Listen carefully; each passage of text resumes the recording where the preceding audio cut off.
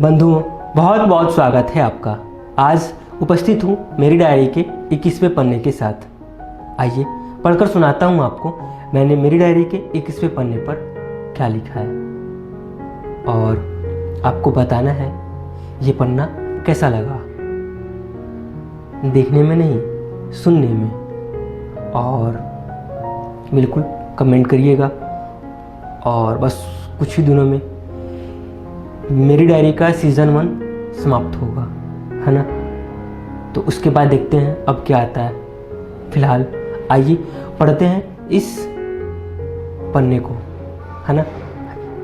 मेरी डायरी, आज तुमसे एक बात पूछूं।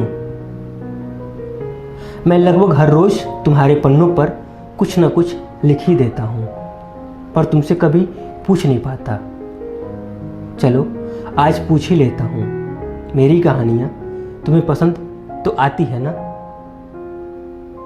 मैं आपसे भी पूछता हूँ, ये जो मैं अभी सुना रहा हूँ आपको, या पीछे जो भी सुनाया है मेरी डायरी के पन्नों पर, या मेरी लिखी कविताएं आपको पसंद तो आती है ना।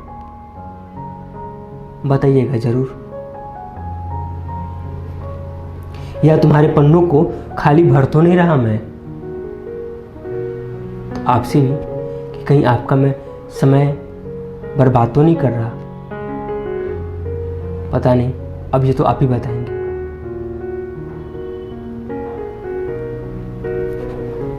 खैर चलो, आज मैं तुमको गांव का एक किस्सा सुनाता हूँ, थोड़ी हंसी के साथ।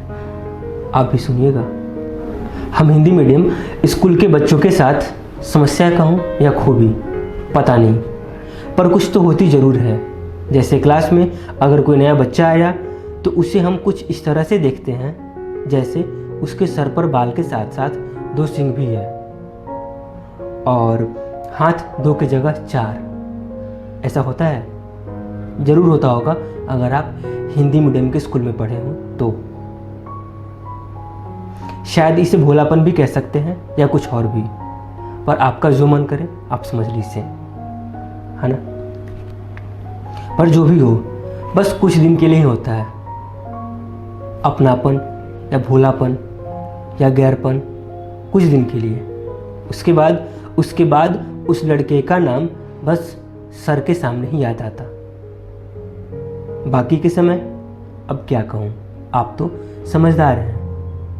एक दोस्त दूसरे दोस्त को पुकारने के लिए गाली से बेहतर क्या बोल सकता है ना।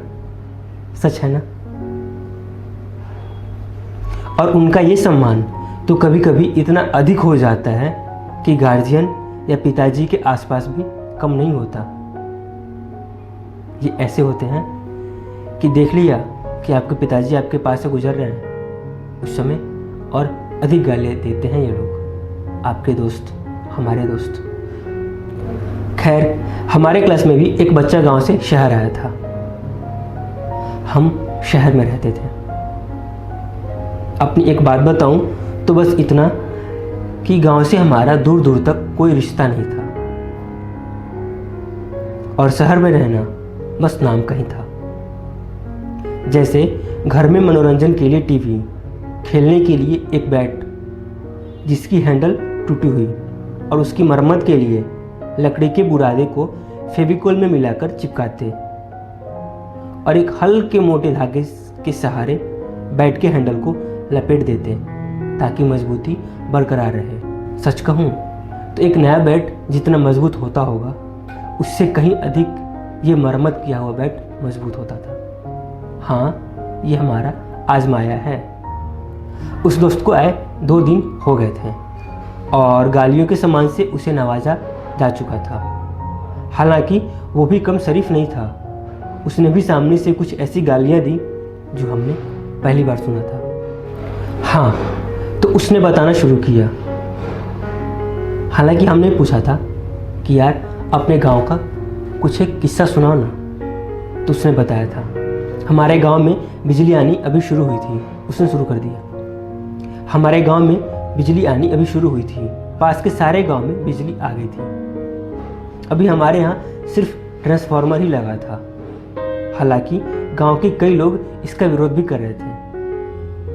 कुछ काम हो या ना हो, पर विरोध करने वाले पता नहीं कहाँ से आ ही जाते हैं, चाहे कुछ भी हो। गांव के कई लोग इसका विरोध भी कर रहे थे कि यह बिजली बहुत खराब है। कहते क्या? कहते बिजली के नंगे तारों को छूने से पूरा देह झनझना जाता है, और हम तो एक पंथ दो काज वाले हैं।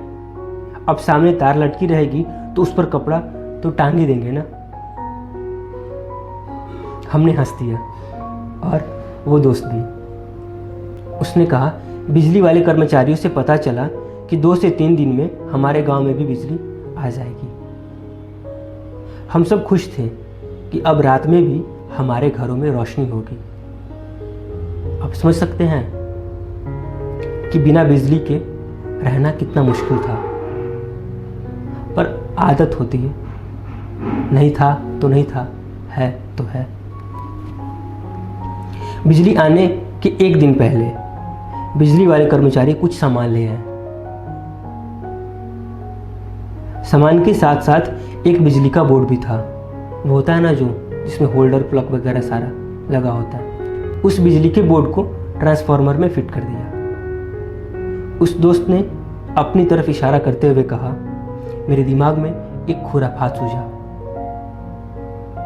क्यों ना आज रात में ही इस बिजली के बोर्ड को यहाँ से उखाड़ कर अपने घर ले जाऊं, ताकि बिजली आए तो उसका इस्तेमाल हमारे घर में सबसे पहले हो।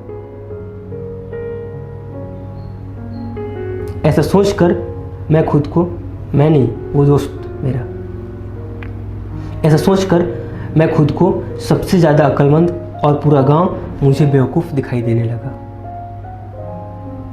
मैं रात होने का इंतज़ार करने लगा कि रात के अंधेरे में इस काम को अंजाम देना बेहतर होगा। मेरी नींद तो उस बिजली के बोर्ड के पास थी।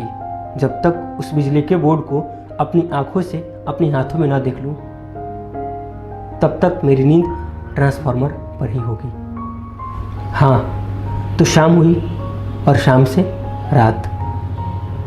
धीरे धीरे लोगों की हरकतें और आवाज़ शांत होने लगी, और खेत से झिंगुरों का शोर पूरे गांव में फैलने लगा। मैं अपने घर से निकला, पहले पूरा गांव घूम लिया, ये देखने कि कोई जगह तो नहीं है। हाँ, कुछ कुत्ते मिले, पर सबने दुम हिलाते हुए मुझे आगे बढ़ने के लिए इजाज़त दिया, कुत्ते ने।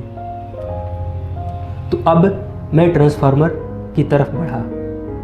जैसे ही मैं वहाँ पहुँचा, मेरी आंखें खुद ब खुद बड़ी हो गई।